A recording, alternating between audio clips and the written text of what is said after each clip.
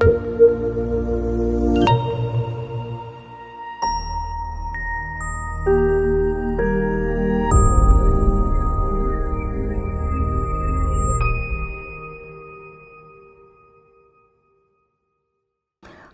Release झाला आणि super duper hit झाला. म्हणजे त्या काळामध्ये तो गोल्डन जुबली झाला. आणि जी भीती वाटत होती रिलीज पर्यंत, रिलीजच्या दिवसापर्यंत किंवा रिस्पॉन्स आहे तो चित्रपटाला रिस्पॉन्स मिळेपर्यंत दादांच्या मनात जी दुगदुग होती की हा चित्रपट चालेल की नाही. अमावास्येच्या दिवशी मी त्याचा मुहूर्त केला होता, तो सगळा फोल ठरला, गोल्डन जुबली झाला. ते जेव्हा अल्बेला पहिल्यांदा लागला होता 51 साली, तेव्हा तो इम्पिरियल सिनेमामध्ये लागला होता मुंबईच्या.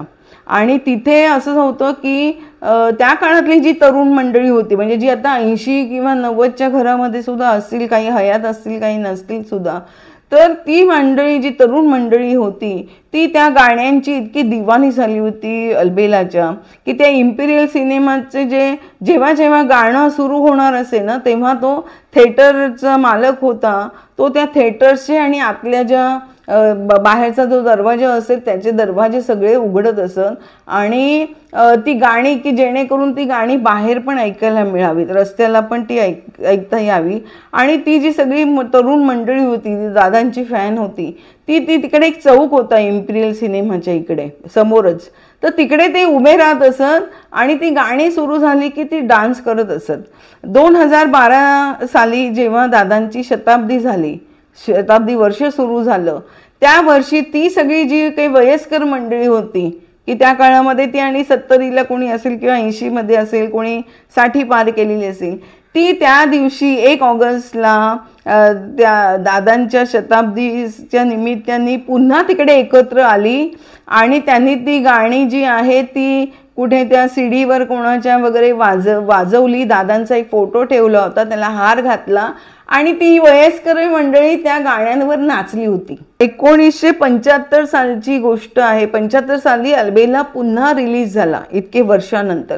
आणि मधल्या काळामध्ये म्हणजे 51 साली रिलीज झाला होता, त्याच्यानंतर 75 साली मोठ्या प्रमाणावर पुन्हा तो रिलीज झाला. मात्र मधल्या काळामध्ये छोट्या ठिकाणी कुठे मॅटिनी म्हणून अल्बेला लागला तर तो अजिबात चालला नव्हता. म्हणजे पहिल्यांदा गोल्डन जुबली झाला, त्याच्यानंतर मॅटिनीमध्ये तो चालला नाही. खरं मॅटिनीमध्ये एखादा चाललेला चित्रपट पुन्हा लागला तर त्याला चांगली ओपनिंग मिळते किंवा चांगला रिस्पॉन्स मिळतो, लोक पुन्हा बघायला तो येतात. मात्र तसं झालं नव्हतं. 1974 साली 5,000ची गरज होते. तर भगवान दादांना असं झालं की इंडस्ट्रीमध्ये मी जर का कोणाकडे 5,000 रुपये मागितले तर त्याचा गवगवा होईल आणि लोक म्हणतील की अरे बघा भगवान दादाची अशी अवस्था आली आहे की तो 5,000 सुद्धा मागतो, तर काय करावं हा विचार करत होते.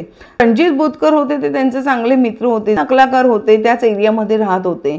तर भगवान दादांनी एक दिवशी रणजित बुतकरना बोलून घेतलं आणि सांगितलं की मला ना 5,000 रुपयांची गरज आहे, तर तू देशील का मला.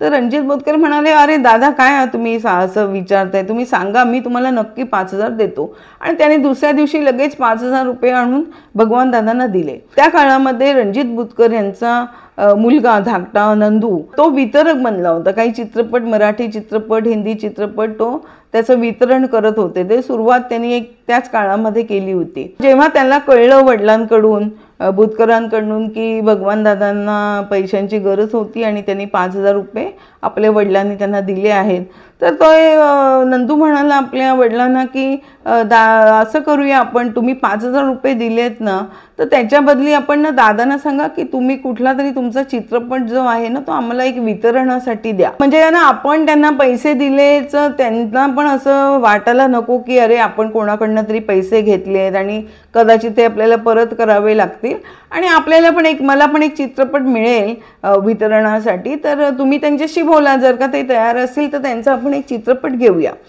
बुतकर आणि नंदू 2-4 दिवसांनी भगवान दादांकडे गेले आणि भगवान दादांना त्यांनी सांगितलं बुतकरांनी की माझा हा मुलगा आहे, हा वितरण करतो चित्रपटांचं, तर याचं असं आहे की तुम्ही एखादा चित्रपट वितरणाला दिला तर ते 5,000 आहे ते तुमचे झाले, म्हणजे मला तुमच्या डोक्यावर पण असं नको की अरे मी कोणाकडनं उधार घेतलेले आहे, ती खंत पण नको आणि याला पण एक वितरणाला चित्रपट मिळेल.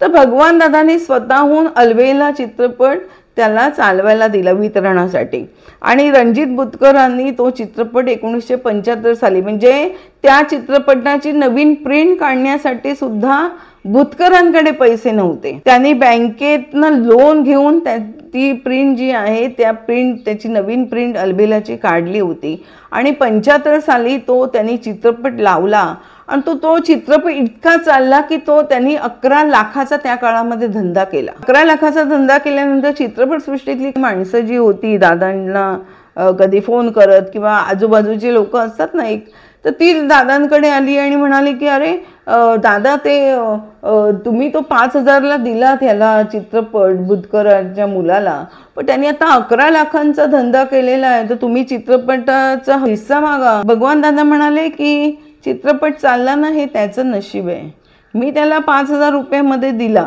मी आता 1ही रुपया मी मागणार नाही, त्याने दिला तरी मी तो घेतला नाही. हा पिक्चर त्याच्या यांनी चाललाय कारण तो मध्ये लावला होता मी तेव्हा चालला नाही. हे बुतकराचं नशीब आहे की त्याच्या मुलामुळे तो चित्रपट चाललेला आहे, त्याचं नशीब भव्य असेल म्हणून तो चित्रपट चालला. हे भगवान दादा होते. भगवान दादांचं मी आणखीन एक वैशिष्ट्य सांगते. मी अनेक वेळा त्यांच्याकडे जायचे, म्हणजे मुलाखतीच्या निमित्ताने खरं दादांची आणि माझी ओळख झाली होती. मात्र मी नंतर सुद्धा त्यांच्याशी गप्पा मारायला आणि एक रॅपो असतो ना आपला एखाद्या माणसाशी पटकन पहिल्या भेटीमध्ये सुद्धा होतो, तसं माझा भगवान दादांशी जमला होता. आणि भगवान दादा अत्यंत डाऊन टू अर्थ, म्हणजे मी अशी माणसं बघितली की एकेकाळी खूप टॉपमध्ये असतात, नंतर फ्लॉप होतात, पण तरी पण तो रुबाब असतो किंवा घमेंड असते ना ती गेलेली नसते. पण दादांमध्ये मला ती कधीच सापडली नाही. आणि दादा कधीही मी दादांच्या तोंडून जे त्यांचं हे होतं वर्तमान होतं की हलाखीच्या अवस्थेमध्ये ते राहत होते त्याच्याबद्दल त्यांनी कधी खंत त्यांच्या मनात आली नाही. मी एकदा त्यांना प्रश्न विचारला होता की दादा तुम्हाला वाईट नाही वाटत की एकेकाळी माझ्या 25 रूम्स होत्या, बंगला होता, गाड्या होत्या, स्टुडिओ होता आणि आज मी 2 रूमच्या येते आहे, कोणी इंडस्ट्रीमध्ये मला कोणी येत नाही माझ्याकडे किंवा कोणी काही मदत करत नाही. ते म्हणाले की मी जे काय आहे ना ते माझं मी कशाला कोणाला त्याचा दोष देऊ की मला कोणी भेटायला येत नाही किंवा माझं असं भव्य होतं हे होतं. मी तेव्हा पण कधी त्याचं सुद्धा मी कधी लोकांना सांगितलं नाही की माझा एवढा बंगला आहे, माझं कधी एवढा गाड्या आहेत माझ्याकडे. तर भगवान दादांनी कधी ते मला पण कधी सांगत नसत की अरे एकेकाळी माझं एवढं होतं, मी असं केलं होतं, मी तसं केलं होतं, हे कधीही नाही. ते पूर्वीचं जसं वैभव सांगत नसत ना तेव्हा वर्तमानातली खंत पण त्यांनी कधीच नाही. ते म्हणाले माझं नशीब आहे. गप्पा मारायला मी जायचे त्यांच्याकडे, तर गप्पा मारायला मी गेले तर त्या ह्याच्यामध्ये ना मी असे अंगठी जी आहे त्या माझ्या या बोटामध्ये मी हिरा आणि माणिक अशी एक एकत्र अंगठी घातली होती. तर मला बोलता बोलता भगवान दादांनी माझ्या हाताकडे बघितलं आणि मला म्हणाले ही अंगठी काय तू घातलेली आहेस, तुला कोणी सांगितलं का घालायला? तर मी म्हटलं नाही दादा, की म्हटलं नाही मलाच असं मला माणिक पण आवडतं आणि हिरा तर मला आवडतोच म्हणून मी असं घातले, मला एक आवडली म्हणून मी आणि आता ते दुसऱ्या हातात काय बोटामध्ये जात नाही म्हणून मी आता नाही लगेच काढून टाक, हे चांगलं नसतं. तर मी म्हटलं की काय झालं दादा, तुम्ही शिकले आहेत का ज्योतिष? तर म्हणे हो. तर म्हटलं दादा तुम्ही कसे काय शिकले, तुम्हाला म्हणजे पूर्वीपासून शिकला होतात का? तर दादा म्हणाले की नाही, जेव्हा माझा वाईट काळ सुरू झाला आणि मी या 2 रूममध्ये आलो तर तेव्हा मला असं एक झालं की अरे माझ्या आयुष्यात हे असं घडलं, त्याच्या पाठी काही ग्रहदशा होती का किंवा काही होते का? आणि ह्या सगळ्या विचारांनी मी ज्योतिषाचा अभ्यास करायला लागलो. आणि मी तुम्हाला सांगते दादांनी त्या ज्योतिषशास्त्रामध्ये प्रावीण्य अगदी हे केलं होतं. ते फार सुंदर, ते सगळं त्यांच्याकडे ते पंचांग होतं आणि कसलं ज्योतिषाची ती पुस्तकं होती. काही असेल की ते पट्टे बघा ते म्हणे दाखवायचे, बघ हे असं लिहिलेलं असतं इकडे, हे असं केलेलं असतं, असं मला ते सगळं सांगायचे. त्यांना आयुष्यामध्ये फक्त एकच खंत होती आणि ती खंत त्यांनी माझ्याकडे बोलून दाखवली होती. मी त्यांना एकदा विचारलो की दादा की ठीक आहे तुम्ही तुमचं वैभव काही कधी असं सांगत नाही, त्याचा गमजा मारत नाहीत, आता सध्याच्या परिस्थितीमध्ये तुम्ही 2 रूममध्ये राहता त्याचंही तुम्हाला काही शल्य नाहीये, पण कधी खंत आहे का आयुष्यामधली? तर त्यांनी मला एक किस्सा सांगितला होता, जो खराखुरा किस्सा म्हणजे घटना आहे. ते म्हणाले की मी अभिनेता ओमप्रकाश, विनोदी अभिनेता, आणि संगीतकार श्रीरामचंद्र, आम्ही तिघजण खूप चांगले मित्र. मधल्या काही काळामध्ये श्रीरामचंद्रशी भगवान दादांचं काहीतरी वादविवाद झाले होते आणि बोलचाल बंद झाली होती. त्याच्यानंतर 3-4 वर्ष गेली आणि एक दिवशी ओम प्रकाश म्हणे माझ्याकडे आला आणि मला म्हणाला की अरे काय तुम्ही आता आपण एवढे मोठे आहोत तर तुम्ही तो वादविवाद तुमचा जो काय आहे बोलाचाली बंद आहे ती आता विसरून जा आणि दोघंही पुन्हा बोलायला लागा. आणि म्हणे त्या दिवशी मला ओमप्रकाश आला आणि लगेच मला घेऊन गेला की नाही नाही तू श्रीरामचंद्रकडे चल आणि मी तुमची दोघांची दिलजमाई करून देतो वगैरे म्हणून. आणि म्हणे मी गेलो, त्यांनी आमची दिलजमाई करून दिली. मात्र त्यावेळेला असं झालं की दोघंही ते मला म्हणाले की आता आनंद आपण तिन्ही पुन्हा आपली मैत्री जमली तर आज आपण पुन्हा मद्य घेऊया. कारण मधल्या काळामध्ये भगवान दादांनी मद्य पूर्णपणे बंद केलं होतं. तर हे जेव्हा दिलजमाई झाली आणि तेव्हा ते दोघांनी ओमप्रकाश आणि श्रीरामचंद्र यांनी खूप आग्रह केला दादांना की आज आपली सगळी दिलजमाई झाली आहे हे तर आज आपण पुन्हा मद्य घेऊया. दादांनी खूप नकार दिला की नाही मी आता सोडली आहे, मला नाही घ्यायची. पण दोघं अगदी नाही नाही नाही आपण आनंद साजराच करायला पाहिजे. आणि म्हणे दादा मला म्हणाले की त्या दिवशी मी मद्य प्यायलो त्यांच्या आग्रहाखातर आणि पुन्हा मला मद्य प्यायची जी मी बंद केलं होतं ती माझी सवय सुरू झाली आणि त्या सवयीने माझा सगळा सत्यानाश केला की मी जास्तीत जास्त खोलामध्ये जे गेलो ते त्या मद्यामुळे. एक वेळ अशी आली होती मला इंडस्ट्रीचा या राग येतो त्या बाबतीमध्ये की मी बघितलं आहे किंवा मला अनेकांकडनं ही गोष्ट कळली पण आहे की भगवान दादांचा जो पडता काळ होता तर त्या काळामध्ये अनेक निर्माता दिग्दर्शक म्हणजे हिंदीमधले नाही मराठीमधले सुद्धा एक दादा कोंडके सोडलं तर बाकीच्या अनेकांनी, मी नावं नाही घेणार, अनेकांनी भगवान दादांना ते आपल्या चित्रपटामध्ये एखाद्या गाण्यासाठी किंवा काय 2-4 विनोदी सीनसाठी बोलवत असत आणि पैसे नाममात्र पैसे की देऊन किंवा कधी कधी पैसेही न देता फक्त दारूच्या बाटल्या देत. त्याला दारूचे व्यसन आहे आणि दारूशिवाय यांचं चालत नाही.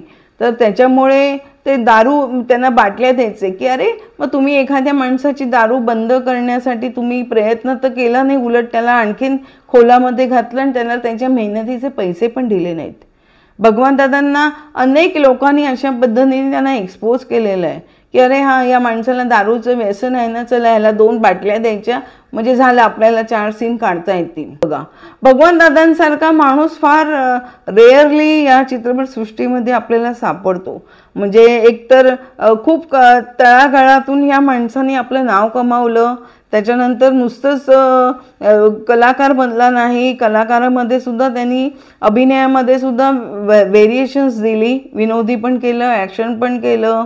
डान्स तर त्यांचा कोणी जसं मी म्हटलं हात धरू शकत नाही. स्वतःचे ॲक्शन सीन स्वतः करायचे. खूप रंग नसताना, हाईट नसताना त्या माणसांनी आपलं एक स्वतःचं स्थान निर्माण केलं. एकेकाळी खूप साम्राज्य केलं, बादशाह होता. त्याच्यानंतर जेव्हा त्या सगळं बादशाह पदावरनं सिंहासनावरनं खालती आला तेव्हा सुद्धा ते त्याच इतक्या चांगल्या पद्धतीने जगले. त्यांनी कधी खंत केली नाही किंवा मी त्यांच्या तोंडून ना कधी हेही ऐकलं नाही की अरे तो बघा तो ना त्यांनी असं करून पैसा कमावलाय किंवा तो त्याची बघा किती चलती आहे.